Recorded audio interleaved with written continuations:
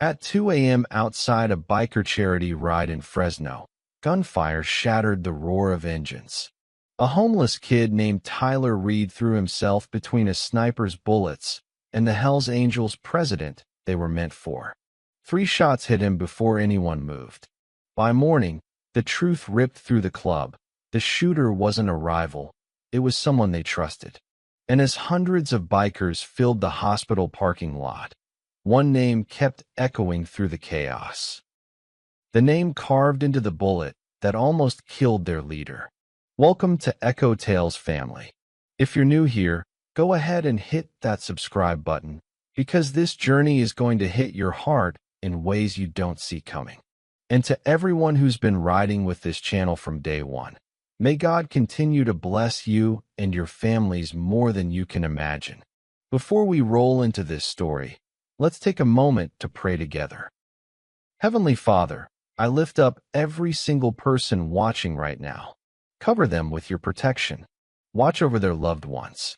Heal their bodies, meet their needs, calm their storms, and fill their hearts with a peace that doesn't make sense to the world.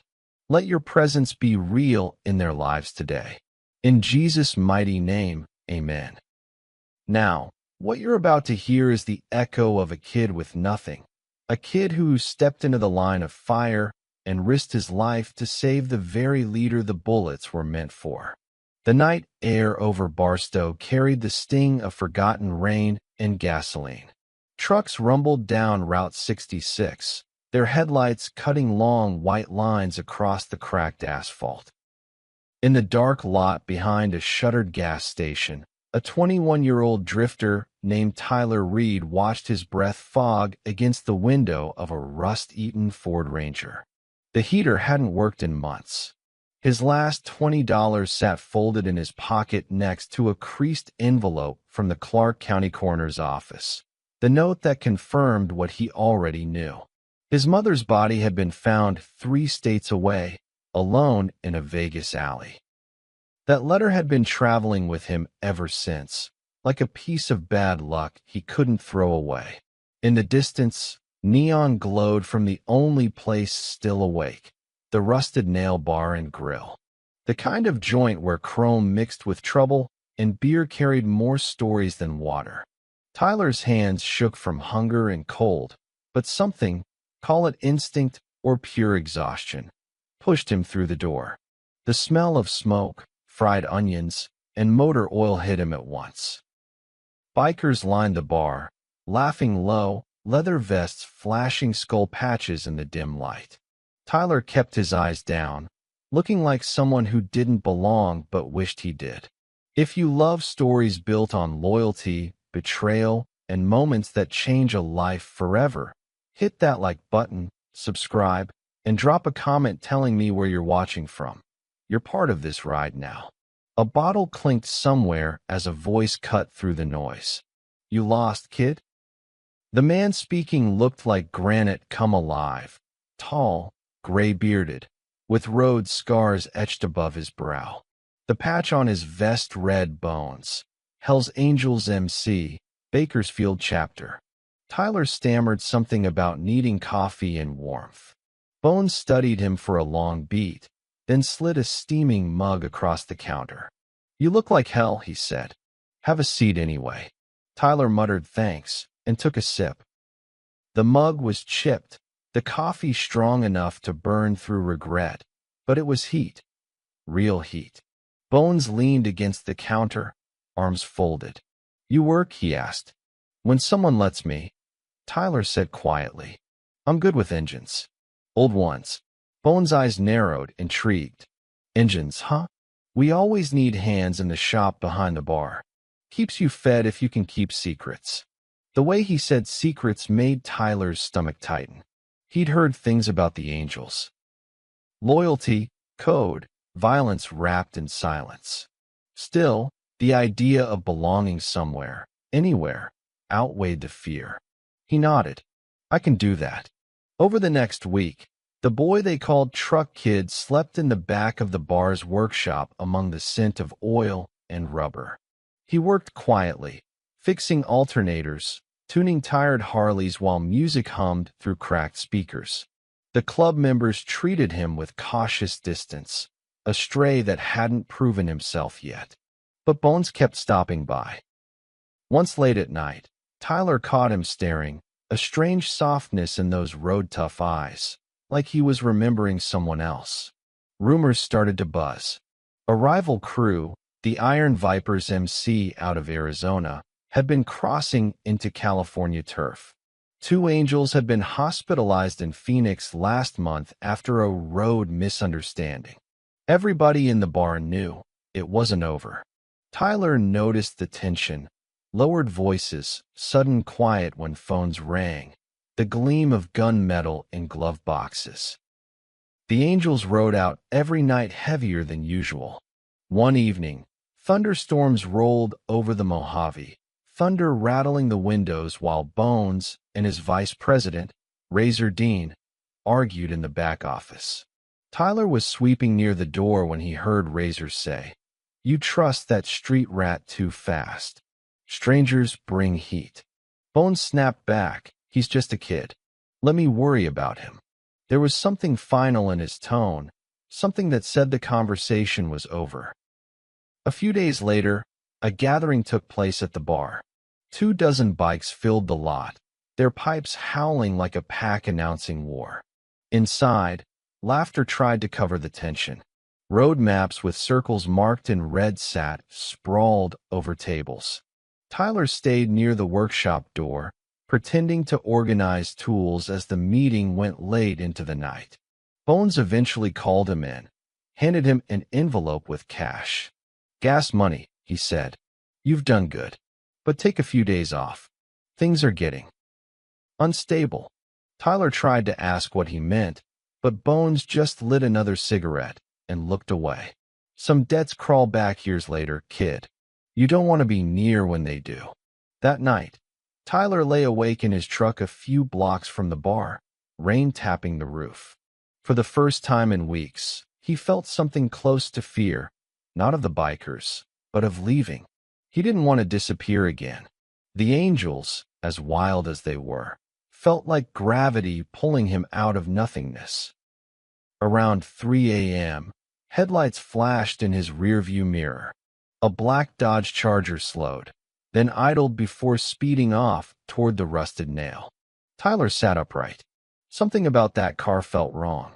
He started the truck, engine coughing to life, and drove back toward the bar. The lot was empty now except for Bones' Harley under the flickering neon. Lightning cracked above the desert horizon. He hesitated at the bar's side door, unsure if he should knock. That's when he noticed something glinting in the mud near the steps. A single bullet casing, freshly fired, rain washing the dirt from its brass surface. Tyler crouched, turning it over under the porch light. 2 letters were carved into the base, BM. He frowned. Bones Murphy. Before he could process it, a voice spoke behind him. "You shouldn't be here, kid."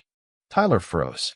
Razor Dean stood in the doorway wearing that lifeless half-smile he never trusted. The thunder rolled again, long and low. "Bones said I could check the wiring," Tyler managed. Razor stepped closer, boots sinking into wet gravel. "Funny," he said, "because I cut the power myself." Tyler's pulse spiked. The bar lights flickered once and died, throwing everything into dark silence. Somewhere inside, glass shattered. Razor turned his head at the noise, cursed, then drew a pistol from beneath his vest. "Stay here," he barked before disappearing inside. The sound of a door slamming echoed through the blacked-out building. Tyler's breath came quick.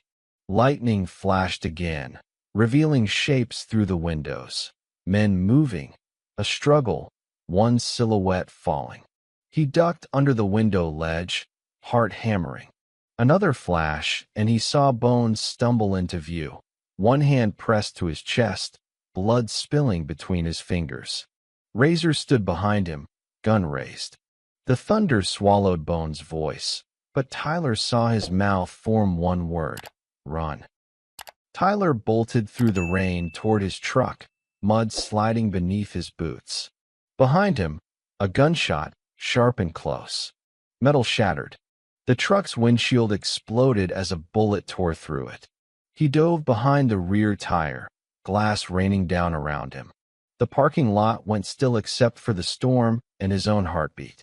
In the distance, sirens began to wail. Tyler crawled toward the shadows behind the dumpster, soaked and shaking. He peeked around the corner and froze. Razor was gone. Bones was nowhere in sight. The bar's neon sign flickered once more to life, buzzing weakly, words half-lit. Rusted NIL. Then Tyler saw it, a set of muddy footprints leading away from the back door, winding around the lot toward the old highway. One print was fresh, deep, heavy from someone dragging weight. Another was small, almost matching his own. There were two sets, not one. He followed them a few steps before stopping. The bullet casing still sat in his palm, initials BM glinting under the lightning. It couldn't be Bones Murphy who fired that round. The casing wasn't from Razor's pistol either, different caliber. Someone else had been there. The sirens drew closer, red and blue reflecting off the puddles. Tyler stuffed the casing into his pocket and slipped into the darkness behind the auto yard fence. He didn't know yet what he was running from. The cops, the angels, or something far worse. All he knew was that a man lay bleeding in that bar, and the only evidence left behind bore his name.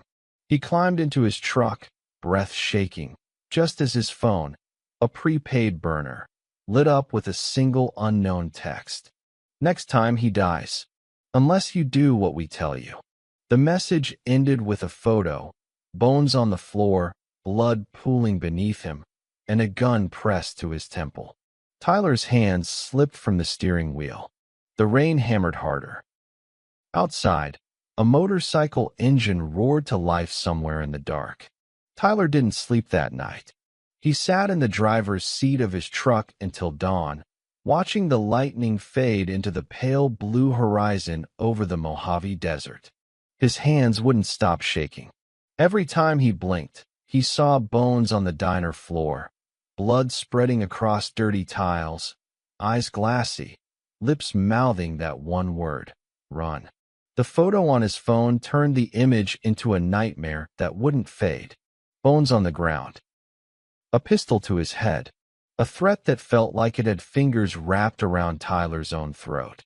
The cops swarmed the bar before sunrise. Flashing lights washed red and blue against puddles left by the storm.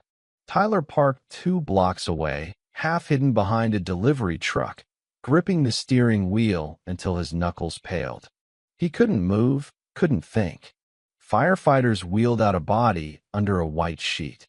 For one breathless moment, he thought it was Bones, until he saw the boots. Razor's boots. Tyler's stomach dropped. The man who'd threatened Bones was already dead, and whatever game was being played, the rules had just changed. He wasn't sure who to fear anymore. The police chasing his fingerprints, or the unseen hand sending him texts that made his blood turn cold. He checked his phone again, scrolling past the photo to the last line of the message. Next time he dies. He didn't know if that meant Bones or him. If you're drawn into this story and you're riding with me through every twist, hit that like button, subscribe right now, and tell me in the comments where you're watching from. I want you here till the end of this ride. Tyler slipped out of town as dawn broke. The truck's gas light glowed red. He had maybe 30 miles left. The only place he could think of going was Bakersfield, Bones' home base. The Hells Angels' main garage sat behind a junkyard called Murphy's Cycle Works, tucked between cornfields and oil pumps that looked like skeletons bowing in prayer. Bones had mentioned it once, saying it was the one place that ever felt like home. Tyler figured it was the only place left where anyone might still be alive. The ride north felt like crawling through a fever dream. The ghost of rain hovering above the road, the scent of asphalt and dust mixing until his eyes stung. He pulled into the gravel lot hours later. The big gate was cracked open, old neon letters spelling out "Cycle Works," blinking weakly in daylight. 3 bikes stood out front. 2 tough-looking angels smoked near the entrance, watching him through mirrored lenses. "Kid, you're out of your mind showing up here," said one, a heavy-set man called Tank. His voice was gravel soaked in whiskey. "Whole Barstow chapter's hunting for you. Razor's dead, Bones vanished, and the cops think you shot them both." Tyler held his ground. "That's not true. Someone set me up. There's more going on." Tank cut him off. "You always say that when the gun's yours." Another biker, Little Joe, stepped closer, tone calmer but eyes sharper. "What do you mean set up? You got something to show?" Tyler pulled out his phone, opening the message. Joe leaned closer, squinting. The image of Bones on the floor glared from the screen. "Jesus." Joe muttered. "That hand in the photo. That's not Razor's. He wore silver skull rings, same ones every damn day. Whoever sent this, they wanted Razor blamed." Tank frowned. "How do you know that?" Joe nodded toward Tyler's phone. "Because that photo ain't from last night. Look at the floor. See the scuff marks? That's not the rusted nail. That's from a diner." The words hit hard. Tyler's pulse climbed. The night flashed before him. Razor's voice, the blackout, the shouting inside the darkened bar. Maybe the gunfight hadn't just been betrayal. Maybe it had been cleanup, staged. Tank's phone rang. He answered, listening in silence before saying, "Yeah, he's here." His jaw tightened as he hung up. "Change of plans. Bones is alive. We're taking you to him." The world tilted. "Alive? Where?" Tyler asked. Tank didn't answer. He waved for another biker. "Tie his hands. Just in case." The ride south was merciless. They roared through cracked highways where wind cut like glass. Tyler's wrists burned from the cable tie digging into his skin as the bike thundered beneath him. By the time they stopped, dust had turned the horizon gray. Ahead sat an abandoned roadside diner leaning on rusted foundations. Faded paint read Peggy's Place. The windows were boarded, but smoke curled faintly from the back. They dragged Tyler inside. Dust covered the counter. Old ketchup bottles sat frozen in time. In the far corner booth sat a man quietly sipping from a chipped mug. When he raised his head, Tyler froze. Bones. Alive. Paler, thinner, with his shoulder bandaged, but breathing. "You look like you've seen a ghost," Bones rasped, eyes scanning his face. Tyler stepped forward, voice coming out cracked. "I thought they killed you. I saw. I know what you saw," Bones said, motioning for him to sit. "That picture you got was bait. Someone inside the club is selling information to outsiders, and they wanted me blindsided. Razor was a pawn. Problem is, he found out too late." Tyler leaned in, the air between them sharp with tension. "Then who's behind it?" Bones slid something across the table, a bullet casing, scratched and dirty. "Same initials, BM. They used my mark," Bones said quietly. "Someone inside's framing me to burn the angels from within. Whoever ordered the hit wants the club divided before the cops close in." Tyler rubbed his thumb over the engraving. Everything about this mess seemed to circle back to Bones and to his past. "Why me? Why send me that message?" Bones sighed. "Because you're my weakness, kid. They know I'd go through fire for family." He paused, looking down. "You remind me of someone I lost. Someone I should have protected." The warmth in Tyler's chest was cut short by the sound of engines outside. The rumble started low, then multiplied. 4, 6, then 10 bikes pulling up fast. Bones flicked his cigarette into his mug and drew his pistol in one motion. Too late. They found us. Gunfire cracked through the windows. Dust and glass exploded into the room. Tank dove for cover behind the counter, shouting, "They're angels. Our guys." "No." Bones barked, eyes cold. Not anymore. Rounds ripped into the walls, splintering wood inches from Tyler's head. He dropped to his stomach, crawling toward the back hallway. Bones moved like a wounded bear, firing 2 shots through a hole in the boards before yanking Tyler up. Back door, hurry! They burst into the alley behind the diner. Sunlight glared off the hood of a black, then speeding toward them. Tires screeched. Bones shoved Tyler aside as bullets stitched the ground in a line. Tank ran out behind them, guns blazing, shouting for backup. The smell of burning oil filled the air. Then a voice boomed from the van, amplified through a speaker. "It's over, Bones. Hand over the kid." Bones froze. Tyler's pulse hammered in his throat. The voice wasn't just familiar, it was trusted. He squinted against the glare and saw the driver step out, removing his helmet. It was Mark, the Bakersfield vice president. His patch gleamed red in the sun. "Mark," Bones growled. "You sold us out." Mark shrugged, gun at his side. "You made this club soft, old man. We had a deal with the Vipers. New territory, new money. Then you brought in this stray and wrecked everything." Tyler looked between them, realization cutting like glass.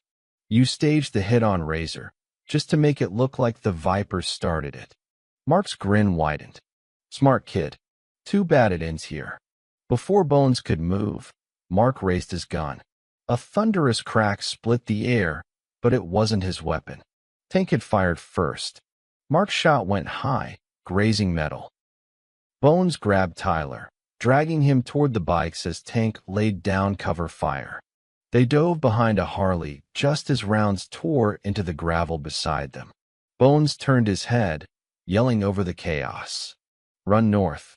Don't stop, no matter what." Tyler hesitated, his heart screaming against logic. "I'm not leaving you." "Kid, listen to me," Bones shouted back. "Your mother." He stopped mid-sentence, eyes widening at something behind Tyler. The word never finished. A sharp whistle echoed across the valley, the sound of a bullet slicing wind. Tyler turned. Sun glare flashed off metal 50 yards away. The long barrel of a sniper rifle mounted on a ridge pointed straight at them. Bones pushed Tyler down as the rifle fired again, the blast deafening. The world exploded in dust and noise.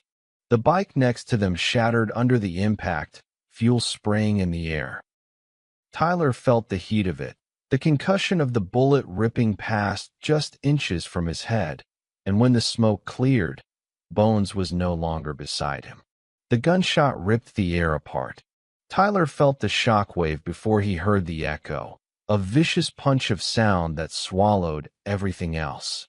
Dust and gravel exploded where Bones had been standing a heartbeat before. Tyler coughed, eyes burning, ears ringing like someone had jammed sirens into his skull. For a moment, the world narrowed to dust, heat, and the sour taste of fear coating his tongue. He clawed forward on his hands and knees, searching for Bones' boots, his vest, anything, finding only shattered chrome and torn leather smoking on the ground where the bike had been turned into shrapnel. When the dust thinned, Tyler finally saw him. Bones lay 10 feet away, half hidden behind a low ridge of dirt, his body twisted at an angle that made Tyler's stomach knot. Blood darkened the gravel beneath his shoulder, but he was moving, one hand clawing at the earth, the other pressed to his side. Above them on the ridge, the sniper shifted position, the long barrel of the rifle sliding like a black snake as it adjusted for another shot. Sunlight flashed off the scope, blinding for a second. Tyler ducked, heart slamming, knowing the next bullet wouldn't miss. If you want to see how deep this story goes, like and subscribe before the next blow lands. The second shot cracked so close that Tyler felt the air move beside his ear. Pebbles stung his cheek. Bones grunted, rolling onto his back, teeth clenched. "Move, kid," he snarled, voice shredded by pain. He's walking his fire closer. Tyler crab crawled across the hot ground, lungs burning, and threw himself into the shallow ditch beside Bones just as a third round shattered the rock behind them into flying chips. The sniper was hurting them, not killing them. Not yet. Who is he? Tyler gasped. Vipers. Bones shook his head once, eyes hard. No patch. Hired gun. Same one they used in Vegas. Vegas. The word cut through Tyler like a blade iced in memory. His mother, and Allie, a letter from the coroner. The one who killed my mom, he whispered. Bones didn't answer, but his silence was louder than any confession. Rage flared hot and blinding behind Tyler's ribs. Above them, the rifle thundered again, the round chewing a furrow into the dirt inches from his hand. Tyler grabbed Bones under the good arm. We have to move. Now. Can you run? Bones demanded. Can you? Tyler shot back.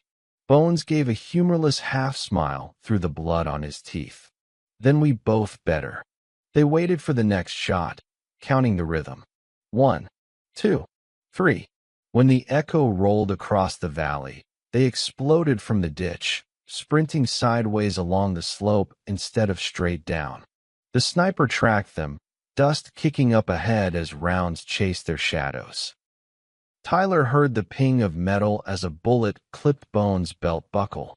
Bones stumbled but didn't fall, dragging himself forward on sheer refusal alone. They dove behind a cluster of boulders seared dark by the sun. Silence dropped, sudden and heavy. The sniper had stopped firing. Tyler pressed his back to the stone, chest heaving. Why'd he stop? Bones peered around the edge, then yanked back. Because he's moving. Wants a better angle. He wiped blood from his chin with the back of his hand. He won't come down here alone. That means he's got backup on the way. From the club? Tyler asked. From whoever's paying him, Bones said. And I've got a real bad guess who that is. He patted his vest, grimacing, and pulled out the folded, sweat-warped letter he hadn't let Tyler touch before. You wanted to know how you fit in this, he said, voice low. Time's up. You don't get to stay ignorant anymore. He shoved the paper into Tyler's hand. Read. Tyler unfolded it carefully, even as his fingers trembled. The handwriting was familiar in a way that punched straight into his chest. Slanted letters, loops pressed down like whoever wrote them had been in a hurry. Tyler, the letter began. If you're reading this, it means I didn't outrun what's chasing me. He swallowed, forcing his eyes to keep moving. I lied to keep you alive. Your father isn't dead. He wears a patch, and men like him make enemies that kill families. His vision blurred. She wrote this before Vegas. Bones watched him, jaw tight. Keep going. She said he'd recognize me by the chain. Tyler whispered, fingers unconsciously touching the gold at his throat. Said he'd know he owed me 20 years of being gone. His eyes snapped up to Bones. She meant you. Bones didn't flinch, didn't deny it. I knew the day you walked into the rusted nail, he said quietly. Didn't want to. Fought it. But then you talked about engines the way she did, and I realized running from the past just meant it was going to tackle you from behind. Tyler's heart hammered against his ribs with too many emotions at once. Rage, grief, a strange, desperate hope he didn't want to trust. You left her, he said. You left us. And now someone's trying to erase whatever's left. Bones opened his mouth to answer, but voices drifted up from below. Engines cutting, boots on gravel, distant shouts. Reinforcements. He grabbed Tyler's shoulder. We don't have time for an apology you might not want anyway, he said. All that matters is this. The man who pulled that trigger in Vegas and the one shooting at us now? Same employer. And that employer is wearing my colors. The Angels. Tyler demanded. Who? Mark. Mark's just muscle, Bones said. An ambitious dog. Someone else is feeding him bones. Someone who sits in church at the head of the table and tells every man in that room what brotherhood means. National. Tyler's voice cracked. You're saying this goes all the way to the top? Bones nodded once. And he's not going to stop until both of us are dead. You because you're leverage. Me because I'm proof he sold out the club to the same people who've been bleeding it dry for years. Cops, cartels, anyone with cash. Below them, men shouted coordinates, pointing up the ridge. The sniper shifted again, stones tumbling as he sought a better perch. Bones checked his gun, 3 rounds left. We split, he said. You cut down that ravine, follow it east. There's an old culvert under the highway. Take it. Get to Murphy Cycle Works. Tank's not in on this. He'll believe you when you show him that letter. And you? Tyler asked. I take the heat, Bones replied. Make enough noise to keep their eyes on me. It's what I should have done a long time ago. Tyler shook his head, throat closing. I'm not running again. I did that my whole life.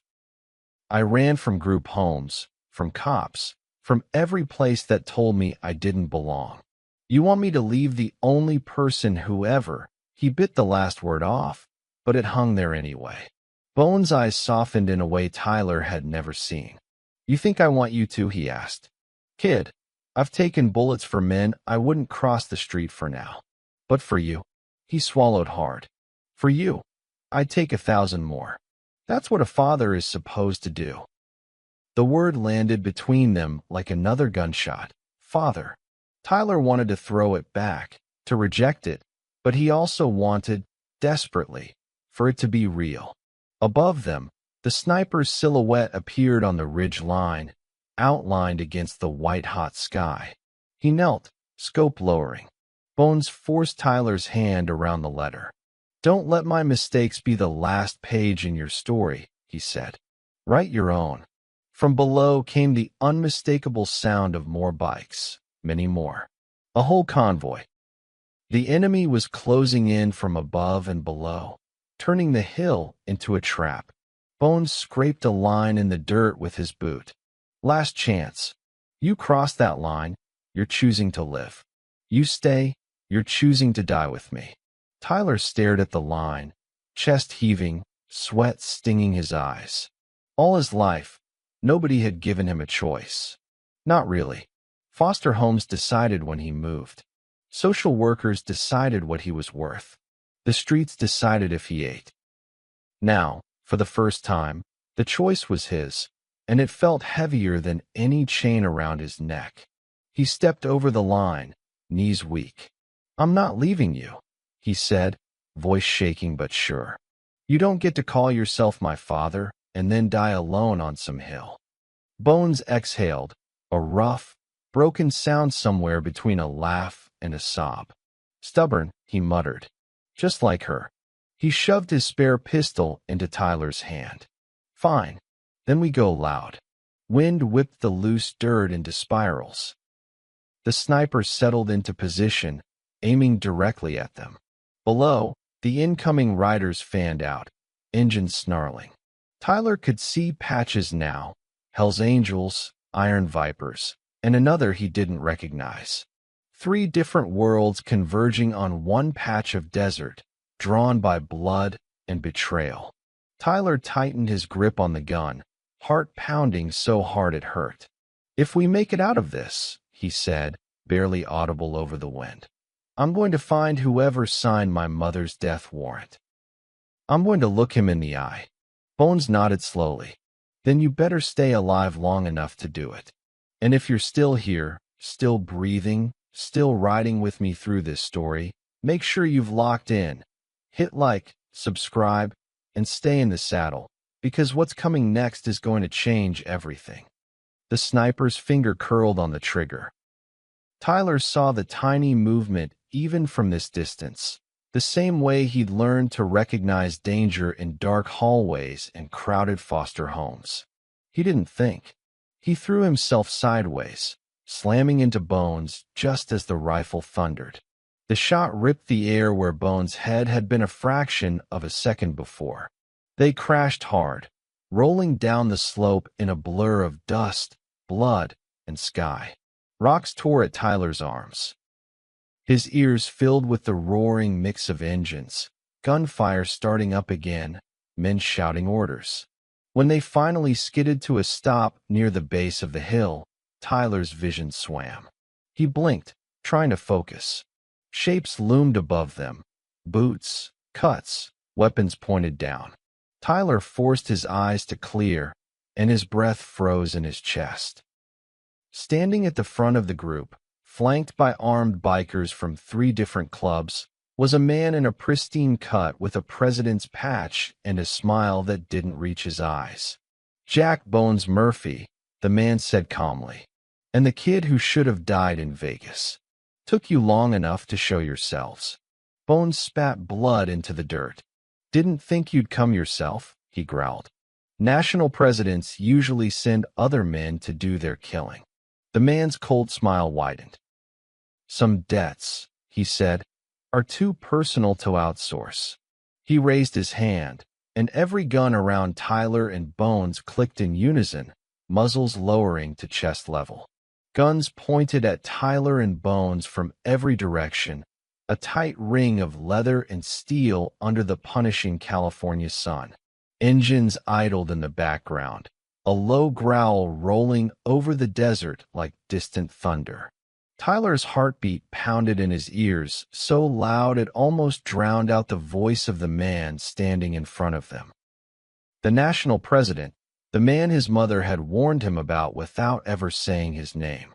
His cut was spotless, patches bright, boots polished. A king pretending his throne wasn't built on blood. "You made this harder than it had to be," the president said, his tone almost bored. "You were supposed to die in Vegas, kid. Clean. No witnesses.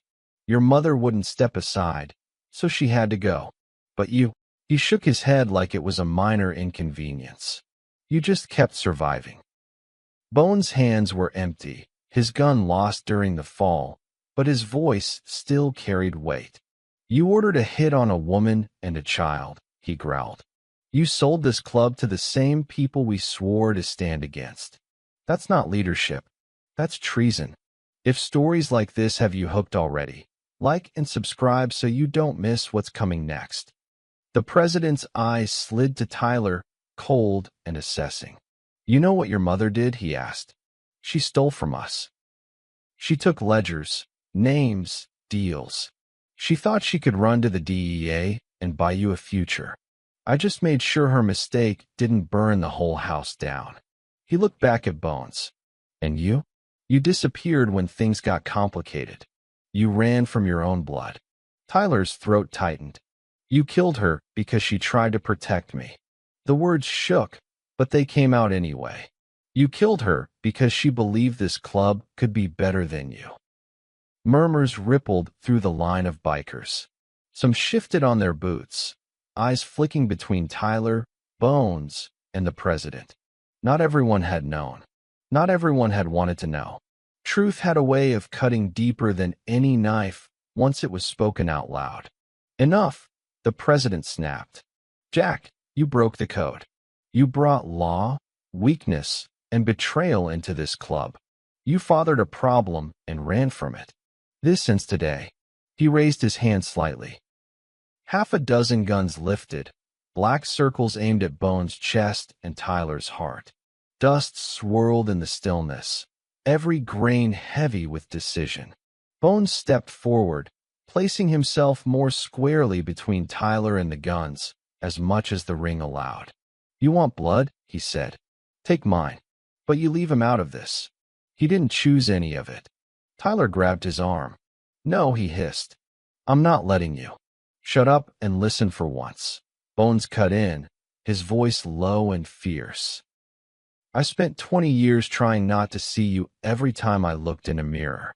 That ends today, too." He looked at the president. "You remember what this club used to mean? Before you got greedy? It was never about territory and drug runs. It was about brothers who had nobody else. You spit on that every time you sell another piece of us."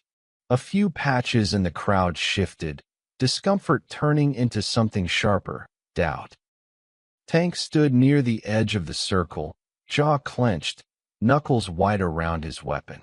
Snake from the Vipers lingered just beyond the Angel's line, his own men watching carefully. 7 clubs had followed the rumors out here, each expecting war, each unsure who to point their anger at. "Spare me the sermon," the president said flatly. "You had your chance to steer this ship. You walked away. Now I run it my way. Brothers or not, anyone who stands against me falls." "Then you better start shooting," Bones replied. "Because I'm done kneeling." He moved so fast that for a second Tyler couldn't process it. Bones lunged toward the president, not for his throat, not for his gun, but for the front of his cut. He grabbed the man by the vest and yanked him close, turning his own body into a shield. Instinctively, half the men tightened their aim and half hesitated. Nobody wanted to risk hitting the national head by accident. "Look around you," Bones snarled into the president's ear. "You smell that? That's fear, yours. You know if they see what you are, this whole thing burns down." Tyler saw his opening and did the one thing none of them expected. He stepped forward, hands raised, and shouted, "Everyone here thinks they know what Brotherhood is. You want to shoot somebody? Shoot the kid who took 3 bullets for a man who didn't even claim him yet." I snapped to him. Confusion, anger, curiosity, all swirling in one volatile mix. Tyler swallowed hard, voice cracking but steady enough. "My name is Tyler Reed. I slept in a truck, ate from dumpsters, and the only person who ever came back for me was the man you're pointing guns at. My mother died because she believed this club could be more than a paycheck for cowards. And the one who signed her death order," he looked straight at the president, "is the man hiding behind other people's triggers." Snake from the Vipers stepped forward a few inches, voice cutting through the tension. "That true?" he called out. "You running contracts on women and kids now? That what the Angels stand for?" The president's jaw worked. "You don't know the whole story," he snapped. Tank finally spoke, his voice raw. "Then tell us. Right now? Look Tyler in the eye and tell him you didn't order his mom dead." Silence dropped like a hammer.